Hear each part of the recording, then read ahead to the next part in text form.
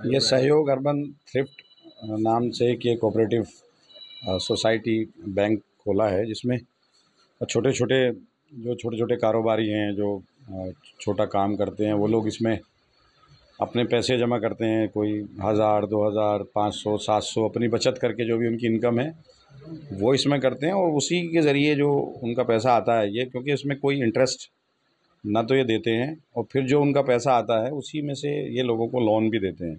तो तकरीबन 1 करोड़ रुपया का इनका अभी तक ट्रांजैक्शन है, उसमें से 50 लाख के आसपास इन्होंने लोन दिया है, और लोन में भी कोई इंटरेस्ट नहीं है। तो ना तो पैसा जमा करने में कोई इंटरेस्ट है, और ना ही पैसा लेने पे कोई कारोबार के लिए, अगर छोटे मोटे कारोबार के लिए कोई पैसा लेता है तो वहाँ कोई इंटरेस्ट है। तो इस्लामी जो तरीक़ा है उस तरीक़े पर ये बैंक चल रहा है। तो मैं तो यही कहूँगा कि भाई इस तरह इसको बढ़ावा मिलना चाहिए, और लोगों को इसमें ज़्यादा से ज़्यादा हिस्सेदारी होनी चाहिए। और हमारा मानना है बेरोज़गारी दूर करने के लिए सबसे बड़ी ज़रूरत यही है कि इस तरह की लोगों की मदद अगर हो जाए। और अभी तक ये जो बता रहे हैं कि जितने, मैंने पूछा था कि भाई रिकवरी क्या है, तो ये कहते हैं कि 98-99% लोग जो पैसा जिन्होंने लोन पर लिया है वो उनसे रिकवरी भी आ रही है। तो ये एक अच्छी बात है कि जो लोग अपने कारोबार के लिए पैसा ले रहे हैं तो वो कारोबार चला भी पा रहे हैं, और अपना पैसा जो है ज़रूरत वो वापस भी कर पा रहे हैं। तो इसमें सबको, इलाके के तमाम ज़िम्मेदार लोगों को, जो बड़ी ट्रांजैक्शन जिनकी हैं, उनको भी इसमें सहयोग करना चाहिए। और जो लोग इंटरेस्ट से बचते हैं वो उनको सारे एतमाद, सारी चीज़ें हासिल करके और इस तरह इसमें आना चाहिए। बाकी ये तमाम चीज़ें इसमें बता सकते। अब देखिए, जो वक्फ़ का मुद्दा है कि वक्फ़ एक अहम मुद्दा है, और जिस तरह का ये तरमीमी बिल पार्लियामेंट के अंदर लेकर आ रहे हैं, तो उससे तो नुकसान होगा, और बहुत ज़्यादा नुकसान होगा। ज़मीनों को कब्ज़ा किया जाएगा। अब मिसाल के तौर पे जैसे ये कहते हैं कि कोई नुकसान नहीं होगा, तो मैं बता देना चाहता हूँ कि जैसे 123 प्रॉपर्टी दिल्ली के अंदर है, और उस केस को मैंने लड़ा था। पीछे एक नोटिफिकेशन जारी करके इन्होंने उसको ले लिया था, और ये कहा था क्योंकि ये ज़मीनें जो हैं, इसमें से जो 123 प्रॉपर्टी हैं उसमें से 62 जो रेवेन्यू रिकॉर्ड है उसमें डीडीए की हैं, और 61 जो हैं वो एलएनडीओ की है। तो इन्होंने ये कहते हुए वो ले लिया था, लेकिन हम हाई कोर्ट गए, और हाई कोर्ट ने ये माना कि इस पर जो है एडमिनिस्ट्रेटिव कंट्रोल जो है दिल्ली वक्फ बोर्ड का है, और वो उन्हीं का रहेगा।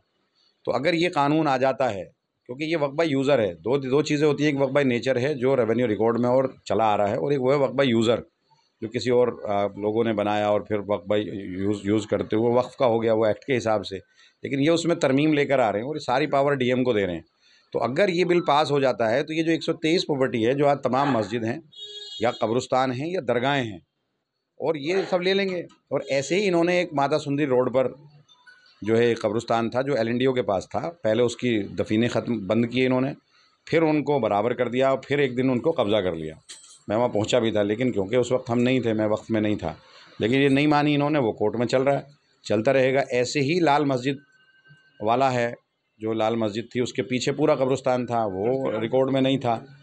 जो लोधी रोड पर है वो नहीं था, तो वो इन्होंने ले लिया। ऐसे ही ये तिकोना पार्क, तिकोना कब्रिस्तान है जो, जिसको ये खुसरो पार्क कहते हैं निज़ामुद्दीन में, उसको ये लेना चाहते हैं। तो इस तरह सारे, वो भी 123 प्रॉपर्टी में।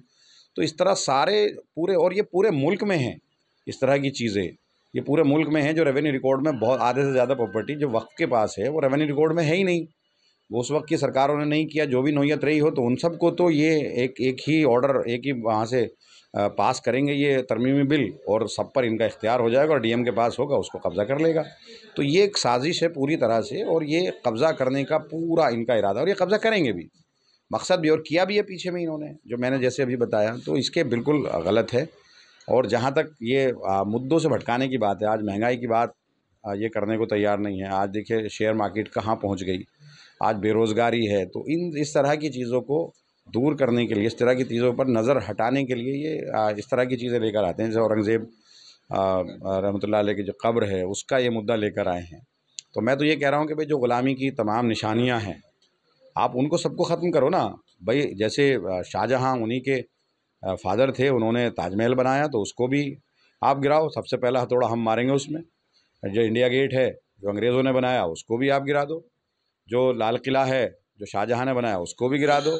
जो लाल किला आगरा के अंदर अकबर ने बनाया, उसको भी गिरा दो। जो अकबर रोड है, आप उसको खोद डालो ना। जो शेरशाह सूरी रोड है, उसको खोद डालो। नाम क्यों बदल रहे हो? अगर ग़ुलामी की तमाम, जो जहाँ से ग़ुलामी की बू आती है या जहाँ से ग़ुलामी की चीज़ें हैं, जिनसे नज़र आता है, तो वो सब ख़त्म कर दो।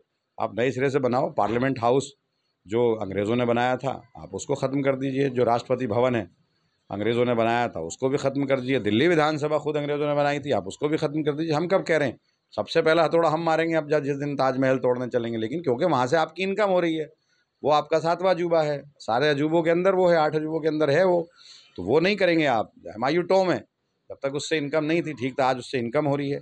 तो ये थोड़ा ही है कि आप पिक एंड चूज़ करें। तो अगर करना है तो सब करो, और ये इन चीज़ों से कोई फ़ायदा नहीं होना। आज मुल्क बेरोज़गारी से परेशान है, आज महंगाई से परेशान है, आज जो नफ़रत पूरे मुल्क के अंदर है, आज उससे परेशान है लोग।